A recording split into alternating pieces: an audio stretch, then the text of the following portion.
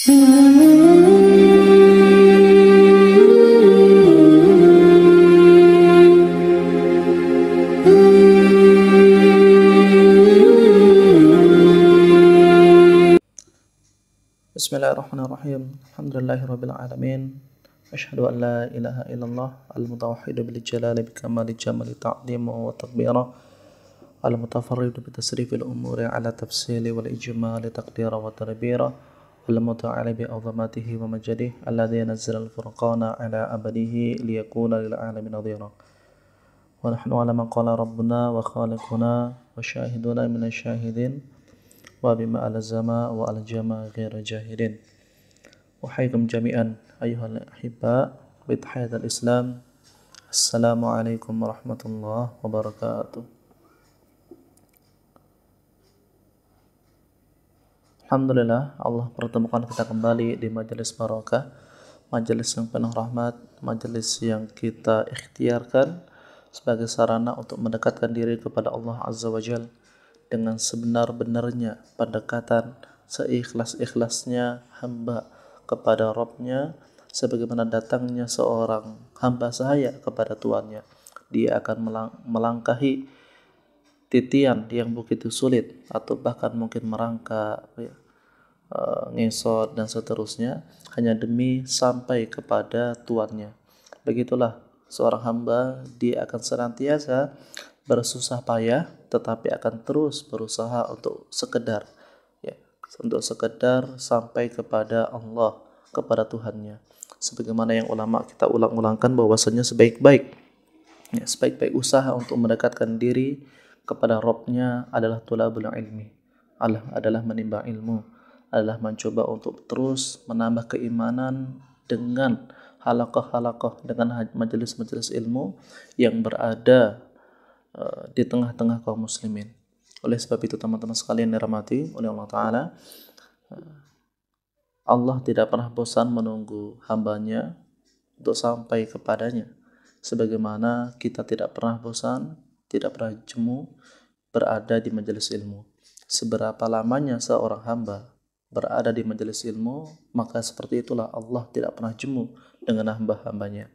Al-Imam Al-Qushayri rahimahullah ta'ala sebagaimana diriwayatkan oleh Al-Imam Nawawi rahimahullah ta'ala mengatakan bahwasanya seorang hamba akan tetap berada dalam kebaikan selama ia berusaha untuk mendekati Tuhannya dengan cara thalabul ilmi, menimba ilmu syar'iyyah yang berhubungan dengan tata cara ibadah. Teman-teman sekalian yang dirahmati oleh Allah Ta'ala, jika kita berbicara tentang ibadah, tentang mendekatkan diri kepada Allah Ta'ala, maka tentu ada erat kaitannya dengan muara daripada segala perbuatan, masdar, pusat, atau generator daripada gerak ibadah itu sendiri. Kita tidak mengetahui bahwasanya ketika tangan itu berzikir subhanallah, subhanallah, subhanallah, atau zikir yang lain astaghfirullah, astaghfirullah, astaghfirullah, lisan ikut mengucapkan, kemudian mata ikut menikmati, kemudian hati ikut mengiringi, kemudian pendengaran, yaitu telinga yang Allah berikan ikut mendengarkan dari asma-asma Allah Ta'ala, maka sungguh ada generator besar yang menggerakkan itu semuanya. Tidak lain dan tidak bukan itu adalah al-qalb, adalah hati. Sebagaimana syarat Rasulullah SAW bahwa hati itu adalah rumah bagi hambanya. Jadi rumah kita, rumah bagi jasad, rumah bagi ruh kita adalah al-qalb, adalah hati. Kalau hati baik, maka semuanya akan condong kepada kebaikan. Jika hati itu buruk, maka segala keburukan itu akan lebih condong kepada keburukan, kemaksiatan, kelalaian dan seterusnya. Maka hati merupakan generator, pusat daripada gerak anggota tubuh dan anggota ruh yang kita miliki. Oleh sebab itu para ulama sufi itu menampik, membantah sebagian orang yang mengatakan bahwasanya cara membersihkan ruh berbeda dengan cara membersihkan hati. Kata Al-Imam Al-Junaid Al-Baghdadi rahimahullah ta'ala bahwasanya orang-orang seperti ini adalah orang yang menyesatkan banyak manusia, di mana kita ketahui bahwasanya hati adalah penggerak daripada ruh dan jasad seseorang. Ya. Jika ruh memiliki hak sendiri, kemudian fisik dan hati memiliki ruh sendiri, maka tentu syariat Islam itu tidak bisa diberlakukan secara menyeluruh, secara paripurna. Karena orang akan beralasan bahwasanya saya sudah menyembah Allah dengan ruh saya, dengan hati saya mungkin. Tetapi meskipun fisik saya tidak menyembah Allah, ini tentu kesesatan yang nyata. Maka ketika hati itu condong kepada kebaikan, maka ruh juga akan condong kepada kebaikan. Nah, begitupun fisiknya, jasad juga akan condong kepada kebaikan. Ya, oleh sebab itu, teman-teman sekalian dirahmati oleh Allah Ta'ala, kita semua punya hati. Kita semua punya hati, nggak cuma punya ginjal gitu. Nggak cuma pankreas, kita punya hati. Setiap makhluk Allah, setiap hamba Allah, Allah bekali dengan al-qalb yang memanajemen seluruhnya, baik itu ruh ataupun fisik kita. Oleh sebab itu, kalau kita perhatikan teman-teman sekalian dirahmati oleh Allah Ta'ala, jika seseorang terbiasa untuk maksiat, sehari saja ia tidak maksiat, ia tidak berbuat dosa dengan dosa yang biasa ia lakukan, maka ada yang nggak nyaman, ada yang nggak nyaman. Begitupun sebaliknya, jika seseorang terbiasa dalam beramal kebaikan, terbiasa dalam beramal kebajikan, terbiasa dalam takwa kepada Allah Ta'ala, jika sekali ia tinggalkan, itu ada rasa nggak nyaman dalam hatinya. Oleh sebab itu Rasulullah SAW dalam hadis yang lain bersabda bahwasanya idza adnabal mu'min kana nuqtatas sauda fi qalbi. Jika seorang hamba itu berbuat dosa, berbuat aniaya kepada Rabb-nya, maksiat kepada Rabb-nya, maka Allah letakkan satu titik hitam di hatinya seseorang tersebut. Titik hitam itu adalah tanda maksiat. Tanda maksiat.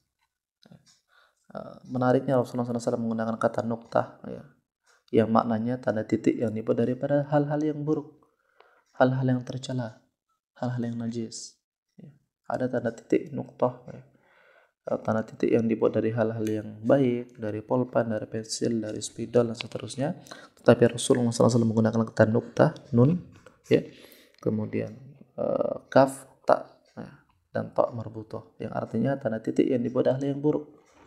Kita buat tanda titik daripada kotoran, daripada darah, daripada nanah, benda-benda najis. Tentu menjijikkan. Seseorang ketika mau ke masjid saja, kemudian kakinya terkena lumpur sedikit, yang jumhur mayoritas ulama mengatakan bahwasanya lumpur la yanjus, lumpur itu nggak najis, tetapi kita akan membersihkan lumpur kaki kita sebelum masuk ke dalam masjid. Apalagi ketika seseorang berbuat maksiat, berbuat dosa, maka satu titik hitam di hatinya, itu Allah letakkan karena buat maksiat tadi, satu tanda titik yang menjijikkan, yang kita ketika kita melihatnya mungkin akan cepat-cepat membasuh karena saking nggak sukanya. Fa in taba wastaghfara, akan tetapi jika seorang bertobat, beristighfar, suqila, hatinya bersih seperti semula. Fa in zada zalat ala wahyaran, jika dia tidak berbuat taubat, tidak beristighfar, hatinya menjadi ron, hati yang mati. Seseorang ketika pertama kali mencuri, na'udzubillah min dzalik, maka mungkin ada rasa nggak nyaman dalam hatinya. 2 kali mencuri, rasa khawatir ketahuan. 3 kali mencuri, takut ini, takut itu. 4 kali, 5 kali, seterusnya, maka terbiasa. Itulah namanya ron, hati yang terbiasa dengan maksiat. Begitupun ketika seseorang pertama kali, na'udzubillah min dzalik, korupsi misalnya, dia akan takut ketahuan KPK, takut dibully netizen, takut ini itu dan seterusnya. 2 kali korupsi nggak ketahuan, 3 kali nggak ketahuan, 4 kali nggak ketahuan, maka terbiasa menjadi seorang koruptor. Begitupun pezina, na'udzubillah min dzalik, semoga Allah jauhkan kita dari dosa zina dan yang semacamnya. Ketika pertama kali dia berbuat aniaya, berbuat zina, maka mungkin ada rasa nggak nyaman dalam hatinya karena itu hatinya masih bersih, masih sukil. Kemudian karena zina tersebut, na'udzubillah min dzalik, Allah letakkan satu titik hitam di hatinya. 2 kali zina, 3 kali zina, terusnya terbiasa. Hatinya menjadi ron, hati yang sulit untuk menerima kebaikan, bahkan condong kepada keburukan. yang sehari jika tidak melakukan perbuatan dosa maka nggak nyaman dalam hatinya. Ya, kita mungkin lupa ya kapan pertama kali berbohong. Mungkin di waktu kecil ya, pertama kali berbohong takut, deg-deg ya, jantung berdegup kencang gitu. Takut ketahuan, takut ini, marahin dan seterusnya. Berkali-kali berbohong, na'udzubillah min dzalik, maka terbiasa menjadi seorang kadzdzab, seorang pendusta, seorang pembohong. Begitupun ketika seseorang misalnya dia dengan sengaja ya meninggalkan amaliyah ibadah yang biasa ia lakukan, yang ia kerjakan, qiyamul lail misalnya, atau salat duha. Ya, sekali ia tinggalkan, nggak nyaman dalam hatinya. Ada yang kurang hidup itu, ada yang kurang hari itu, ada yang kurang lengkap ya, di hari itu. Kedua kali dia tinggalkan, tambah lagi ada yang nggak kurang. Tapi ketika ia kembali ke jalan tersebut, ke track tersebut, maka menjadi terbiasa dengan kebaikan, menjadi nyaman dengan kebaikan. Bahkan ada yang kurang jika dalam sehari tersebut tidak melakukan misalnya qiyamul lail atau tahajud. Begitupun ahli sedekah. Kenapa para sahabat ridwanullah alaihim ajmain itu seorang yang karim, seorang yang sangat dermawan sekali? Karena ketika mereka sehari saja tidak sedekah, itu ada rasa kurang dalam hati mereka.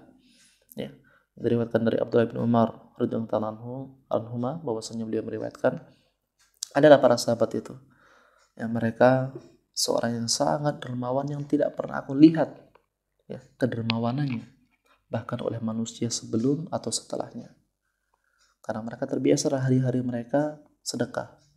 Kalau nggak sedekah sehari ada yang kurang. Mereka terbiasa berbuat amal kebaikan ya. Jika sehari tidak dikerjakan, tidak dilakukan, maka ada rasa yang kurang dalam hari tersebut. Inilah ya, timbangan hati yang mungkin tidak difahami oleh kita, yang mungkin sudah terlalu jauh daripada hati yang bersih, hati yang salim, hati yang selamat daripada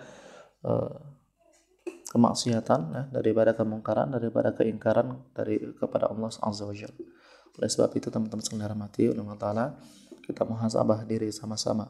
Jika kalau ada amaliyah harian kita yang sengaja atau nggak sengaja kita tinggalkan, tiba-tiba ada rasa ganjal dalam hati kita, maka syukuri bahwasanya kita masih diberi oleh Allah ya, hati yang agak bersih, hati yang masih agak bersih. Tapi sebaliknya, jika seorang hari itu na'udzubillah min dzalik maksiat, kemudian nggak ada rasa apa-apa dalam hatinya, nggak ada penyesalan, nggak ada rasa khawatir, nggak ada rasa takut kepada Allah, maka hati tersebut sudah jauh dari Allah Azza wa Jalla. Suaranya jelas ya?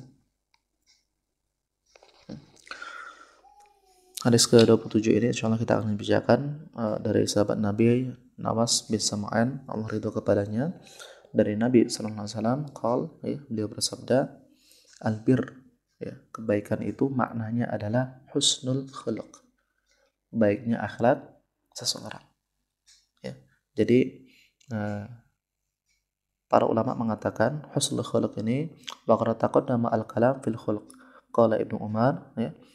Ibnu Nawawi mengatakan bahwasanya wa bi ilaikal, didahulukan awal mula kebaikan itu adalah baiknya akhlak seseorang, sebagaimana sebagaimana riwayat dari Ibnu Umar radhiyallahu taala anhuma, albirru amaru hayyin wajhu talaq wa lisanu layyin. Kebaikan itu adalah perintah yang sangat toleran, sangat baik, yang sangat sesuai, toleran banget, nggak ada sesuatu yang lebih toleran daripada kebaikan, menyuruh kepada kebaikan. Ya, wajhu talaqi wa lisanu layyin, yang nampak dalam pribadi seseorang dan dalam lisannya dan lembutnya lisannya seseorang. Wa qad dzukira Allah Ta'ala ayatu jumi'at anwa'ul bir, sebagaimana yang telah Allah sebutkan ya dalam firman-Nya yang menghimpun akhlak yang baik itu adalah kebaikan. Walakinnal birra man amana billah wal yawmil akhir. Ya. Akan tetapi disebut albir, kebaikan itu siapa yang beriman kepada Allah dan beriman kepada hari akhir. Ya. Para ulama berkata bahwasanya akhlak itu merupakan kebaikan yang sangat besar ya di tengah kaum muslimin. Akhlak kepada Allah, kepada Rasulullah, kepada umat manusia, akhlak kepada ahli ilmu, dan seterusnya. Betapa sering ya kita menitik beratkan kepada nilai-nilai ala manusia, tapi masalah adab, masalah akhlak kita tinggalkan. Betapa banyak sekolah-sekolah yang bakal disebut sekolah modern, pesantren modern, dan seterusnya, santri-santrinya tidak dititik beratkan kepada akhlak yang baik, akhlak kepada Allah tidak dijelaskan.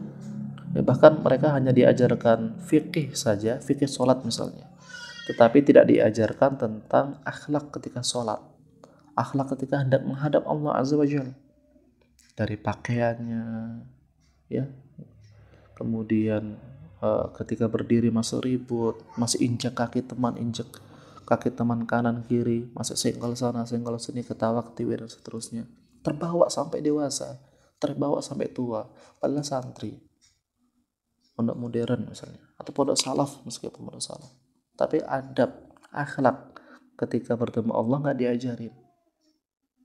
Padahal akhlak itu adalah albir tadi, pusat daripada kebaikan, itu akhlak. Percuma seseorang menunaikan ya sholat sesuai fikih, tapi akhlaknya nggak dipakai, ketawa ketiwi. Bahkan ketika dalam majelis ilmu kita ketahui bahwasanya masih di antara mereka bermain ini, bermain itu dengan sengaja. Ketika gurunya menjelaskan gambar ini, gambar itu. Bahkan na'udzubillah min dzalik, ya, beberapa pesantren, beberapa pondok itu nggak ada beda jauh sama sekolah umum. Ketika guru menjelaskan, ada yang ngoceh, ya, gambar ini, coret-coret buku. Di mana akhlak kita? Ya. Kita terlalu menitik beratkan, mengejar, ya, memaksa anak-anak itu untuk mengejar nilai daripada pelajaran, tetapi tidak mengejar nilai akhlak yang Allah perintahkan. Sehingga apa? Sampai dewasa mereka jadi seperti itu. Mata rantai syaitan yang nggak pernah terputus. Ya, mata rantai syaitan yang nggak pernah terputus. Orang sekarang mungkin enggan ketika menegur jamaah yang sedang ngobrol ketika majelis taklim. Ya, tetapi apa? Ketika misalnya ada anak-anak main di dalam masjid, itu dimarahin, bahkan dipukul. Kita nggak adil. Anak-anak nggak punya akal. Meskipun fikih itu ada perdebatan di antara 4 mazhab tentang adanya anak-anak di bawah ketika sholat. Beberapa mengatakan makruh bisyaratin dengan syarat, makruh dengan syarat dan seterusnya. Tapi ketika kita tanpa disadari terbawa episode masa kecil, karena adab itu nggak diajarkan dengan baik, sampai dewasa, sampai ada ustadz di taklim, kita asik ngobrol, kita asik misalnya gambar di gadget kita, ketawa ketiwi di gadget kita. Kalau nggak suka majelis ilmu, keluar, pergi dari situ. Jangan menghinakan majelis ilmu dengan apa? Dengan ketawa ketiwi, ya, dengan ini itu dan seterusnya. Mendingan tidur, itu masih mending lah, meskipun itu nggak baik juga. Para ulama dalam riwayat Tadkiratus Sami itu mengatakan bahwasanya seorang yang tidur di majelis ilmu mengundang azab daripada azabnya Allah Ta'ala. Begitu Allah Ta'ala muta'alim. Tetapi mending orang yang tidur di majelis ilmu karena dia tidur nggak sengaja, mungkin capek, mungkin karena cuacanya dingin, mungkin karena ustadznya ngantuin dan seterusnya, mending dibanding main gadget, ribut nih waktu majelis, ketawa-ketiwi sama temannya sebelahnya. Ini bakal terbawa mata rantai syaitan seperti ini karena sejak kecil. Bahkan sejak di pondok kita nggak diajarkan adab dengan baik. Ya. Maka teman-teman sekalian rahmati Allah Ta'ala, sebelum antum dan ana pribadi menimba ilmu, kita mungkin akan lanjut di episode berikutnya. Ana harapkan adab kita dipakai. Ya. Adab kita dipakai dalam majelis ilmu. Dimanapun kita berada, di masjid, di majelis ta'lim, majelis online dan seterusnya, adab itu dipakai. Rasa ihtiram, rasa hormat ke ahli ilmu itu ditampakkan, ya, ditinggikan. Karena orang pintar itu banyak, tapi orang beradab sedikit. Ya. Abdullah bin Mubarak meriwayatkan bahwasanya saya belajar selama 20 tahun bab masalah adab, bab masalah akhlak. Ya. Kemudian belajar sisanya baru tentang ilmu fikih, ilmu tafsir, dan ilmu-ilmu yang lain. Artinya bahwasanya akhlak ini harus kita ketengahkan, harus kita hadirkan di tengah-tengah jiwa kaum muslimin, di tengah-tengah anak-anak kita dengan pendidikan dan seterusnya, supaya mata rantai syaitan itu segera terputus, segera terlepas, ya, nggak berlangsung. Mata rantai syaitan ini berlanjut sampai sekian generasi, sampai datang Imam Mahdi, hal seperti ini nggak selesai. Ya. Wal ismu, kata Nabi SAW, sedangkan al ism itu, ya, dosa, kemaksiatan, ma haka fi nafsik, ya, wa karihta ayyutali'a alihin nas. Ma haka fi nafsik, yang ma haka itu wa bihi ilikal ikhtalaja wa taraddada wa lam tutma'inna an nafsu ila ma fi'alihi, ila ma fa'ilihi, yaitu ketika mahaka itu nggak nyaman dalam hati, seperti yang saya jelaskan di awal. Ketika orang yang memiliki hati yang baik, ya, atau mungkin ada isyarat hati tersebut mendingan, bagus, ya, ketika dia buat dosa itu nggak nyaman, rasa menyesal, maka syukuri ketika kita buat dosa masih ada penyesalan dalam hati, pengen ada kemauan untuk taubat, berarti hati kita masih agak bersih. Ya, itulah dosa. Dosa itu asalnya nggak buat nyaman, nggak buat tenang. Dia mungkin tenang dari merasa bahwa nggak dapat azab dari Allah Ta'ala, maka mungkin akan dapat cacian, bulian dari manusia. Dia merasa tidak merasa nyaman dalam kehidupan karena maksiat. Pasti dalam suatu kondisi dia akan merasa nggak nyaman dengan maksiat yang lain. Artinya bahwasanya maksiat itu asalnya nggak buat seseorang nyaman. Dia benci, ya. Dia benci maksiat tersebut karena taruh dada, membuat gundah gulana, membuat ketidaktenangan, membuat ini itu, ya, gundah gelisah dan seterusnya. Itulah maksiat, ya, itulah maksiat. Orang yang narkoba, ya, dia akan galau, ya, akan sakau mungkin. Ketika habis masa sakaunya, dia akan mencari lagi ketenangan dalam maksiat tersebut, sehingga maksiat itu dilakukan berulang-ulang, lakukan terus-menerus. Begitu pendosa, sekali berbuat dosa dia nggak tenang, tetapi untuk menutupi dosa tersebut dia akan berbuat dosa kembali. Seseorang yang membunuh nggak tenang, dia nggak nyaman, demi Allah, ya, orang kafir sekalipun ketika membunuh itu nggak nyaman, tetapi ia akan menutupi maksiat tersebut dengan maksiat yang lain, dengan pembunuhan yang berikutnya atau dengan kebohongan dan seterusnya. Karena itulah, ya, asal mula maksiat, ya, dia akan terus mencari mangsanya. Wa karihta ayyutali alaihin nas, kamu benci jika kamu melakukan suatu perbuatan tersebut dilihat, nampak oleh manusia. Ya, jadi orang yang muslim yang baik itu kalau maksiat dia akan nggak nyaman dalam hatinya, nggak nyaman dalam dirinya, akan gelisah, gundah gulana dan seterusnya. Kemudian ketika nampak di mata manusia, seandainya ada yang tahu aib kita, maka kita akan malu. Kita nggak suka itu. Ya, kita misalnya aib kita diketahui, misalnya wala'iyadzubillah min dzalik, si A ternyata diam-diam berzina, na'udzubillah min dzalik, dengan si B, dengan tetangganya, na'udzubillah min dzalik, dengan santriwatinya dan seterusnya. Kita nggak suka hal tersebut. Ketika nampak di tengah manusia, kita akan malu. Ya, itulah maksiat al-itsm. Rawahu Muslim, hadis ini sahih, diriwayatkan Imam Muslim. Wa an Wabisah bin Ma'bad radhiyallahu anhu, dari Wabisah, Allah ridha kepadanya, ataitu Rasulullah sallallahu alaihi wasallam faqala, aku datang kepada Rasulullah sallallahu alaihi wasallam, kemudian bertanya kepada Rasulullah SAW tentang perbuatan baik itu apa. Cita tas'alu anil bir, ya, engkau datang untuk menanyakan tentang perbuatan atau tentang makna daripada albir itu. Qultu, kemudian aku menjawab, na'am ya Rasulullah. Ya Rasulullah, aku ingin bertanya kebaikan itu apa sih? Amal kebaikan itu apa? Ya, qal, maka Rasulullah SAW bersabda, ya, istafti al-qalbak. Ya, istafti qalbak. Mintalah fatwa kepada hatimu. Ya, jadi awalnya seandainya seseorang goblok, maaf, ya, beleng, tolol, dan seterusnya, dia gak paham nih syariat, ilmunya terbatas, maka biasanya pakai basirah, ya, pakai hati. yang masih bersih, yang masih tak terkontaminasi dengan keinginan duniawi, ya, untuk apa? Untuk sekedar mencari kebaikan, ya, untuk sekedar mencari kebaikan.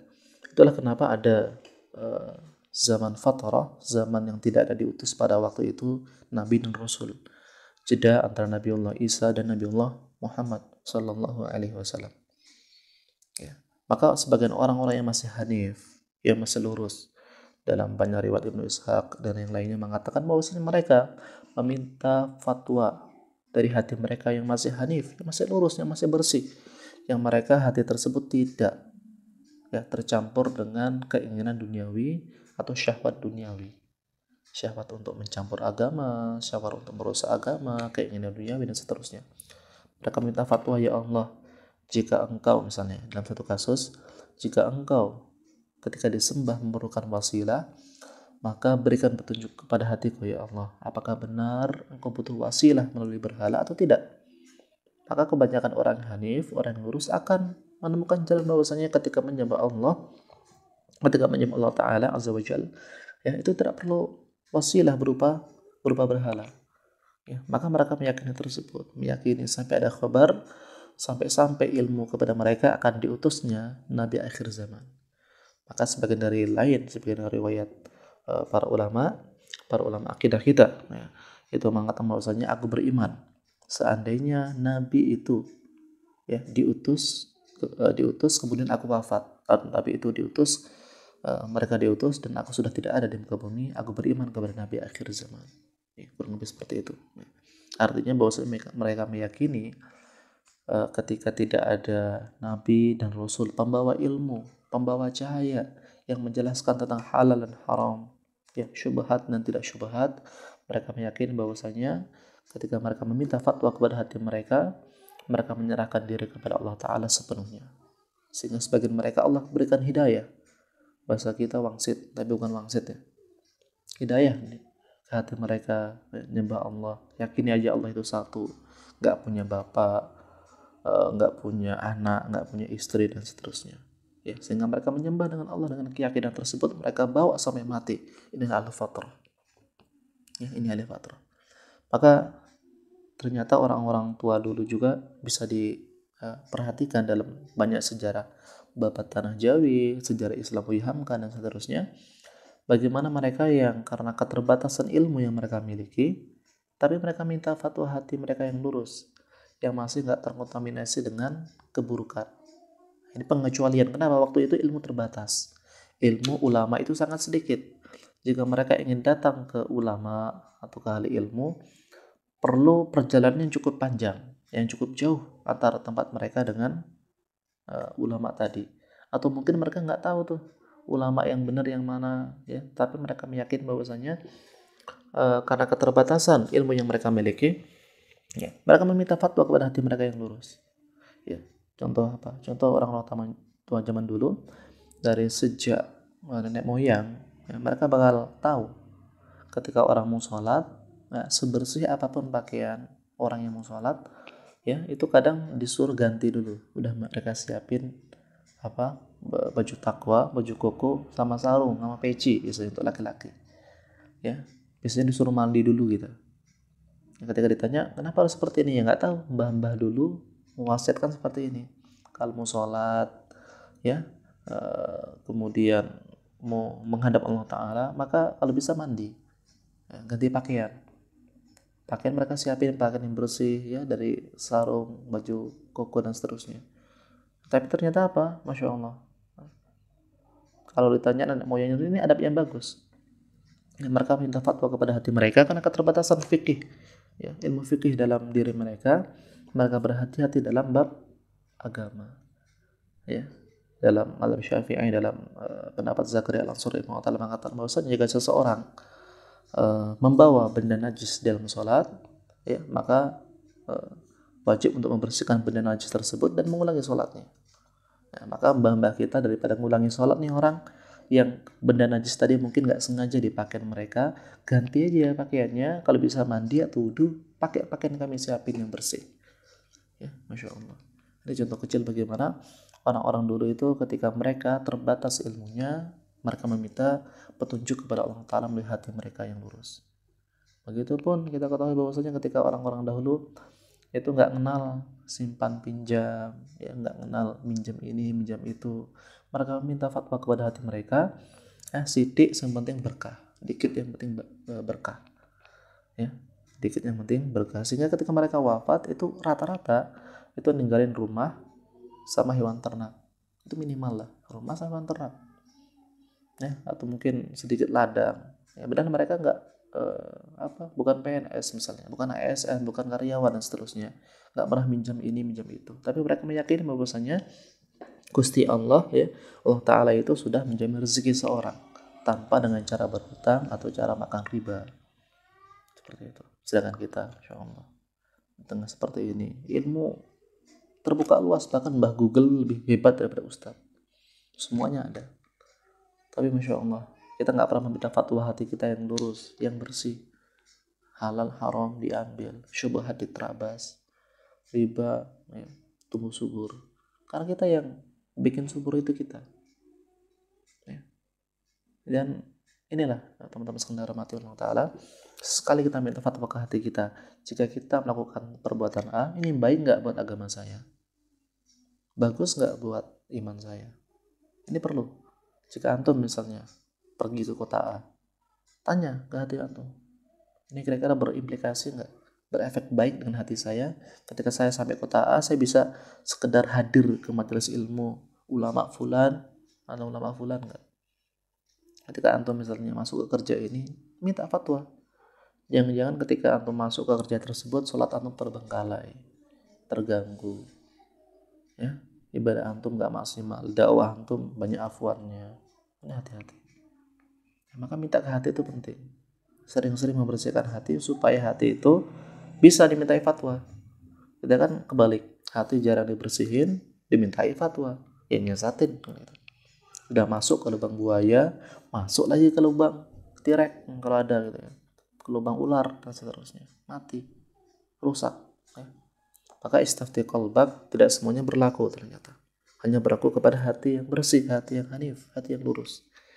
Al-Imam Al-Qushayri Al-Imam Al-Qushayri dalam risalah Qushayri mengatakan bahwasanya hati yang lurus itu ketika seseorang hamba ya tanpa disadari ya dia merasa rindu dengan Allah Azza wa Jalla dan ingin terus untuk sekedar ibadah meskipun sejenak. Itu salah satu ciri hati yang bersih. Ya, hati yang hanif. Al-birru, maka kebaikan itu kata Rasulullah SAW, matma'annat ilaihi an-nafs.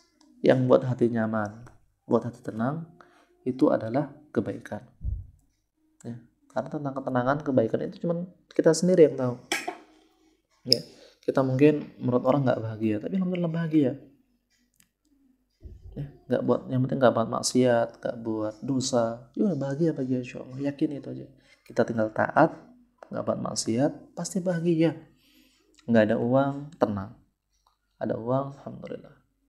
Ya, ada nasi, makan, nggak ada nasi ya puasa. Itma'anna alaihi nafs. Ya. Seseorang ditenangkan oleh Allah hatinya. Yaitu ma'annat dalam ayat ini adalah bukan kita yang menenangkan, tapi Allah lah yang menenangkan hati seorang hamba. Ya. Al-Imam Al-Baghdadi rahimahullah mengatakan bahwasanya jika seorang hamba itu ditenangkan hatinya oleh Allah Ta'ala, maka istiqomalah dalam kebaikan dan berusahalah sekuat mungkin untuk tidak bermaksiat, tidak berbuat dosa ya, sekuat mungkin ya, karena ketika seseorang berani sekali maksiat, maka itma'annat tumakninah ya, mutmainnah fi qalbi, rasa tenang dalam hati itu sedikit demi sedikit dicabut ya, kata Ibnu Junaid rahimahullah. Antum tuh misalnya ada 5 ketenangan dalam hati, oke, antum taat, nggak maksiat, tiba-tiba hari itu tanpa sengaja antum nggak bisa gogol basar, nggak bisa menundukkan pandangan, antum melihat ciwi-ciwi gini, plototin gitu, ya karena rezeki pandangan pertama, oke, itu demi Allah satu ikatan dari 5 ini akan dilepas oleh Allah Ta'ala. Itu ada rasa ketenangan itu dilepas. Kemudian maksiat lagi dilepas lagi, maksiat lagi dilepas, begitu seterusnya sampai apa? Sampai hati itu goncang, ya sampai itu goncang. Makanya makna la yukallifullahu nafsan illa wus'aha Allah tidak akan meletakkan beban seorang hamba kecuali kemampuannya adalah kemampuan hatinya, kemampuan imannya dalam menerima beban. Ya, maka orang Islam itu dapat beban itu biasa, namanya duniawi. Senang beban, susah juga beban, bahagia beban, ya nggak bahagia juga beban. Yang penting Allah memberikan tumaknina, memberikan rasa nyaman, rasa tenang dalam hati kita, itu sudah lebih daripada cukup. Dapat musibah tetap tenang, ya. Dapat rezeki tetap tenang, dan seterusnya. Inilah albir dari kebaikan tadi. Bagaimana ketika seorang hamba itu mampu tenang dalam suatu kondisi, maka inilah orang yang bahagia. Orang bahagia. Kita mungkin belum merasakan. Fudail bin Iyad radhiyallahu ta'ala anhu mengatakan bahwasanya jikalau raja-raja itu mengetahui betapa tenang, betapa apa yang kami raih ini sangat-sangat berharga, maka demi Allah mereka akan merebutnya dengan pedang-pedang mereka dari diri kami. Itu ketenangan. Ya, ketenangan. Kenapa orang-orang itu, orang Korea, orang Jepang gampang bunuh diri, dan mereka orang IQ tinggi, ya. Kemudian mereka orang yang cerdas-cerdas, punya perusahaan ini, A, itu, dan seterusnya. Karena nggak ada keterangan dalam hati mereka. Keimanan tersebut, ketenangan, kata para ulama, itu ada beberapa hal. Ada keterangan yang ditutupi dengan tipu daya duniawi. Ya, ketenangan yang ditutupi dengan tipu daya duniawi. Ya, misalnya seseorang tenang, pura-pura bahagia ketika healing, misalnya healing dan hilang, dia wisata ke ini ke itu, meskipun dia capek, meskipun dia merasa nggak bahagia, tapi dia tutupi dengan healing tersebut sehingga rasa gundah gulana itu sedikit dikurangi, ya, dengan apa? Dengan tipu daya duniawi.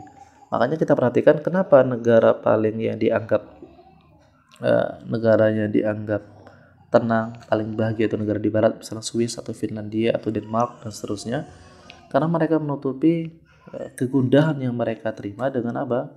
Dengan tipu daya duniawi. Sedikit demi sedikit. Tapi demi Allah, 100 tahun ke depan mereka nggak akan seperti itu. Mereka akan, atau mungkin 200 tahun sekian, 100 berikutnya, mereka akan melakukan suatu kemungkaran untuk menutupi lubang dalam hati tadi. Ya, karena itulah kata para ulama, tipu daya duniawi itu memang bisa menutupi sebagian daripada kesulitan, kesusahan, kegundahan, kegalauan, dan seterusnya. Tapi itu sifatnya sebentar, nggak selama-lamanya. Sedangkan kata para ulama, ketenangan itu bisa ditutupi dengan apa? Dengan ketaatan ibadah kepada Allah Ta'ala. Meskipun dia bukan muslim. Ada sebuah makalah yang bagus sekali, ya, ketika seseorang misalnya ternyata kebahagiaan itu ada dalam diri kita hadirkan, dan kita hadirkan ke orang lain. Itu teorinya orang Jepang, saya lupa. Tapi ketika seseorang bahagia, dia bahagia dirinya, kemudian dia bagi kebahagiaan tersebut kepada orang lain, maka dia akan menambah kebahagiaan tersebut. Misal tuh orang non muslim, tapi dia rajin rajin ngasih bantuan, maka dia akan bahagia dengan melihat apa? Kebahagiaannya orang-orang yang tersenyum. Dia akan datang ke bumi hitam, ke Afrika, ke Zimbabwe, dan seterusnya, memberikan bantuan, maka bertambah kebahagiaan karena apa? Senyumnya orang yang ia tolong. Ya, oleh karena itu para ulama mengatakan maksudnya ketaatan ini ternyata salah satu pintu misalnya dikerjakan oleh orang non-Islam, non-Muslim, maka Allah akan berikan rasa tenang tersebut.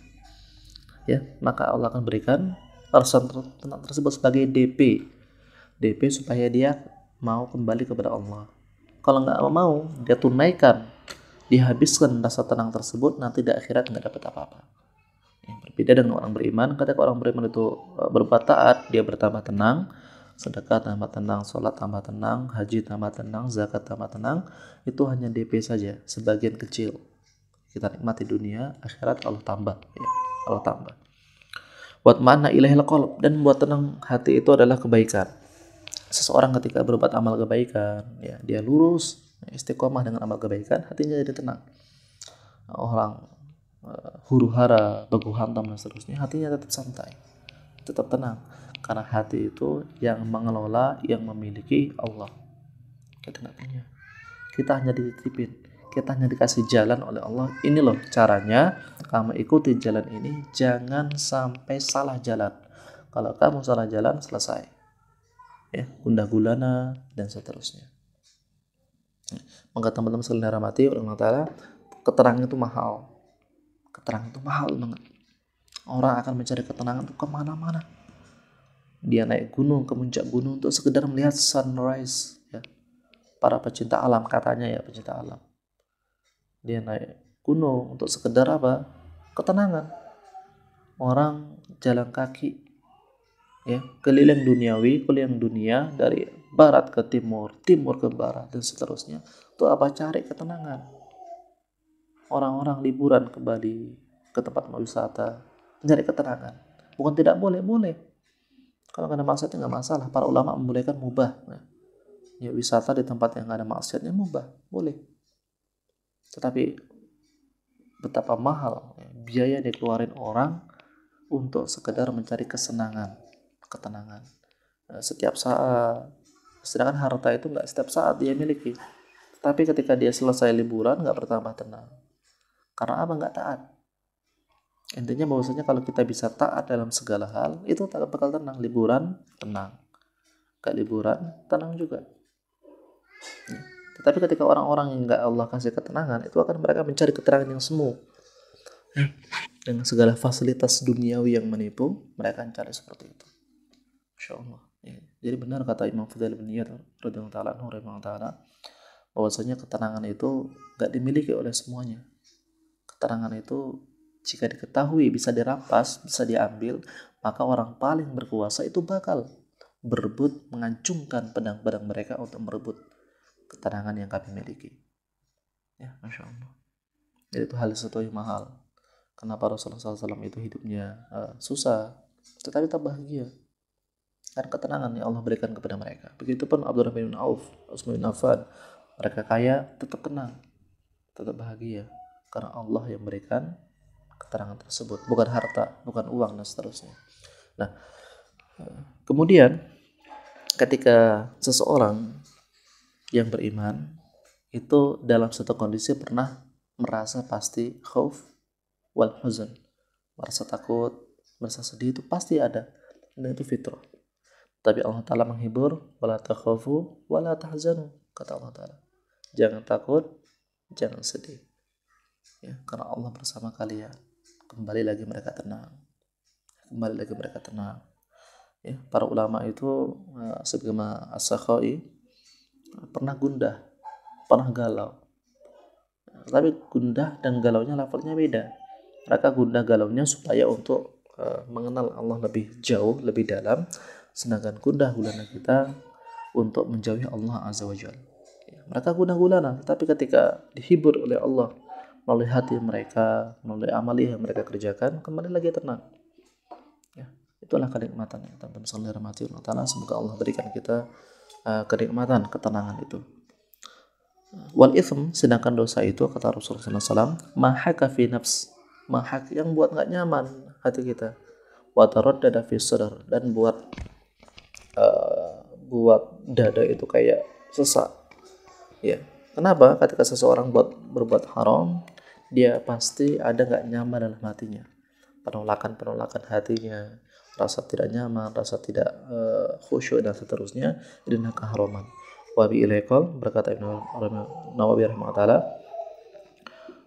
wa yara anna Adam alaihi salatu wassalam usi banihi biwasoya minha, adalah Adam alaihissalam mewasiatkan kepada anak-anaknya dengan sebuah wasiat, diantaranya idza aratum fi'lu syai' fa in turibta, jika kalian melakukan sebuah perbuatan ya, suatu amalan, tetapi hati kalian mengatakan jangan kerjakan, maka la taf'alu, jangan lakukan, jangan kerjakan perbuatan tersebut, karena perbuatan tersebut adalah maksiat ya, kata wasiat Adam kepada anaknya.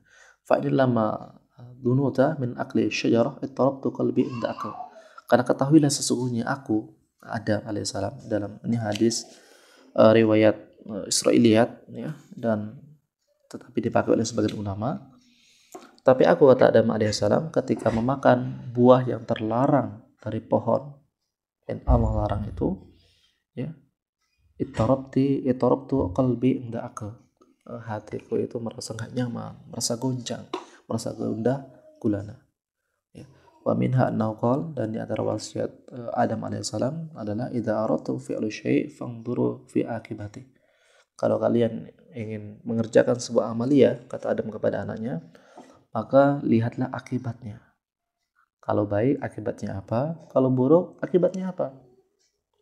Ya. Maka kalau amalia itu buruk, maka hati-hati akibatnya. Ya, kata Adam alaihissalam.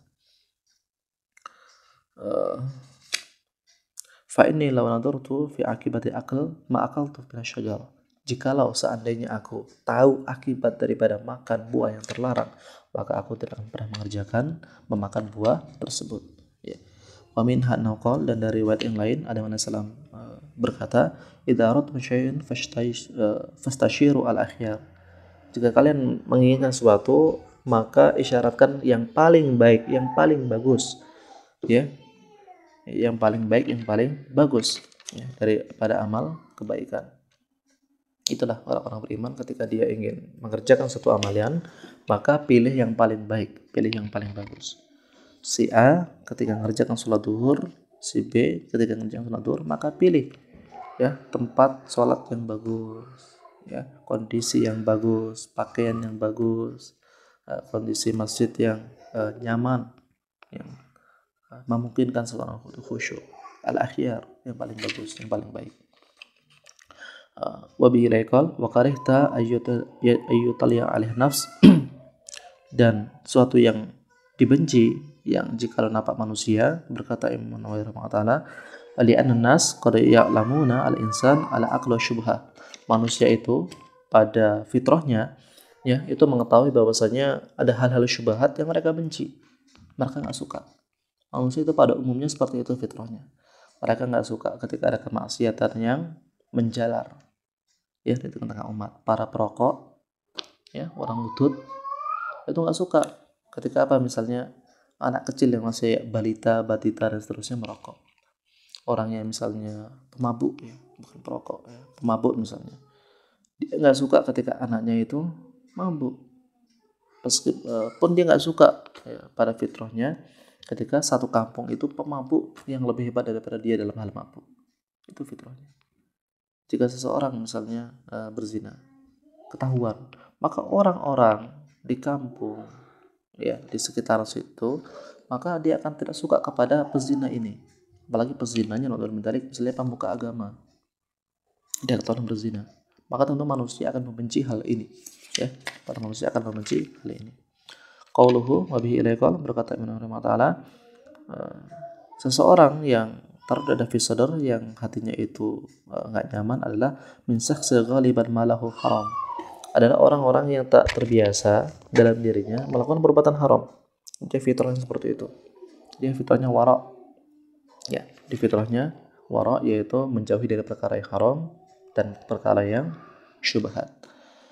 Ya. Wa in aftakan nas wa aftuk, meskipun manusia itu berfatwa kepadamu, yang halal itu jadi haram, yang haram itu jadi halal, tetap kalau hati kalian lurus, hati kalian bersih, kata Imam Nawawi rahimahullah, bahwasanya tidak akan melakukan perbuatan tersebut. Ya, si A ini berfatwa udah nggak apa-apa, itu pantas kok, tapi ternyata maksiat, menurut kita nggak baik, nggak bagus.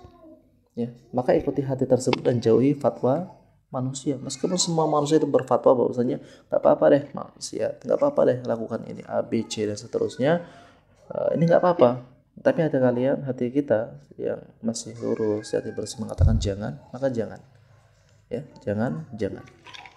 Berkata Ibnu Rahimahullah, ya, fa innal mufti idza aftahu bi jawazi nikahiha li adami istiqmalin nasab la takunu al fatwa mazilah li syubha. Ada sebuah fatwa misalnya ketika seseorang menikahkan si A, menikahkan si B, tetapi si mufti ini tahu bahwa nikahnya ini ada nggak beres, ya, nikahnya nggak beres, misalnya si wali nggak ada, nggak ada taukil juga. Misalnya juga perempuan ini nasabnya bukan ke bapak ini nih, tapi ke apa? Ke wali hakim. Karena mungkin naudzubillah min dzalik anak hasil zina, ya, anak hasil zina dan seterusnya, dia dilahirkan dan tentu anak perempuan ini nggak berhak diwalikan oleh orang tuanya. Ya. Tetapi wali ini tetap menikahkan kedua mempelai. Maka jika orang beriman, dia akan menentang hal tersebut. Ya. Karena meskipun fatwa daripada wali hakim gak apa-apa saya nikahkan daripada ribut, tetapi orang beriman dia akan tetap lurus dengan hatinya, dengan kefakihan ilmu yang ia miliki, dia tetap mengatakan ini tidak boleh dikerjakan, ini tidak boleh dilakukan. Ya, seperti inilah. Bal yang bagi al-wara' wa in aftahun nas. Seorang harusnya senantiasa wara', menjaga diri dari perbuatan yang haram, yang syubhat ketika manusia itu menghakiminya untuk mengerjakan perbuatan yang haram. Wa in aftuka wa in aftakan nas wa aftuk. Meskipun manusia itu berfatwa kepadamu dan kamu pun condong kepada fatwa tersebut, tetapi kamu ketahui dengan hati yang bersih, dengan hati yang baik bahwasanya perbuatan tersebut ingkar, ya, mungkar, nggak boleh, maka nggak boleh jangan dikerjakan, ya. Maka teman-teman sekalian dirahmati Allah Ta'ala, mari kita niatkan diri kita untuk menjauhi segala perkara haram, perkara yang membuat hati kita rusak, membuat hati kita nggak bisa berfatwa kepada diri kita sendiri. Ya, jangankan menyelamatkan orang lain, menyelamatkan diri kita sendiri kita nggak mampu, maka jauhi. Ya, kita meminta kepada Allah Ta'ala, kita bersandar, kepada Allah Ta'ala kita meminta pertolongan, baik itu hal kecil ataupun hal yang besar. Hadzal wa ikum ajma'in. Alhamdulillah rabbik fala taqudanna min qarin. Assalamualaikum warahmatullahi wabarakatuh.